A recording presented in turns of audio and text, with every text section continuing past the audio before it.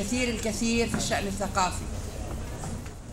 شكرا لهم على هذه الدعوة، وأتمنى لهم النجاح والتوفيق دائما.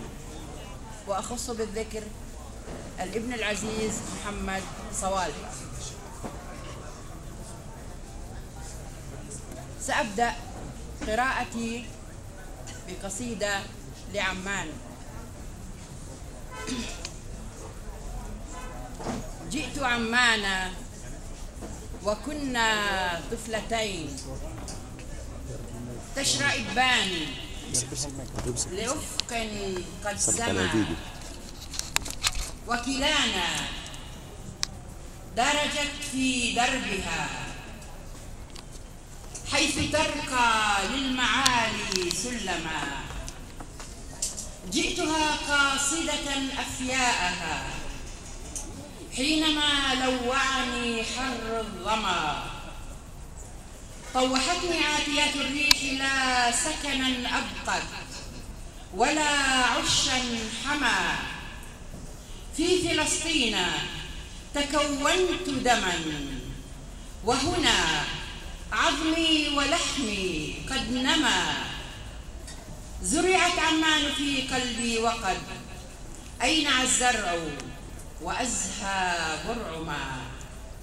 عاش قلبي والها في حبها، وعلى صدق الهوى قد أقسما.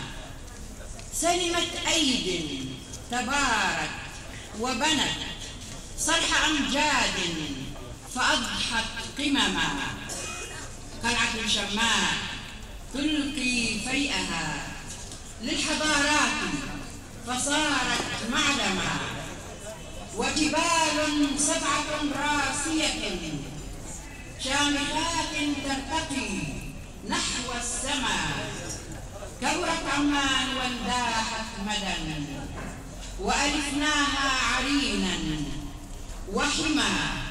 وعشقناها بساتين ارتوت بغزير الفيض من حلو اللمى.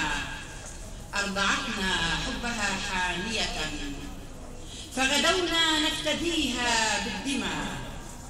أشرقت فيها المعالي عذبة ومنارات الهدى لن تعتما. تيهي يا عمان فخرا واصدحي أعجب الألحان شدوا مفعما. أنت في الروح عبير دائم ألهمت شدوي لسانا وفما. فهنا روح برت في شدوها، وهنا كان فضائي ملهما. حينما غردتها في خاطري طرب الكون بشدو ألهما. شب في ذاتي ربيع زاخر، حق لي من زهوه أن أحلما. طبعت في خاطري أغنية في لياليها أناجي الأنجما. شكلتني أبدعتني صورة خلقت مني كيانا ملهما.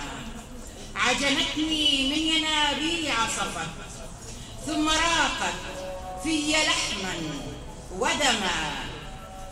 يا عمان دومي جذوة وارتقي نجما يفوق الأنجما. أنت يا سيدتي في دمنا حاضر يسري وماض خيما. أنت آت، أنت وعد مطلق، فاسلمي للمجد رمزا أعظما. غني يا شعر لعمان التي بلسما كانت وتبقى بلسما.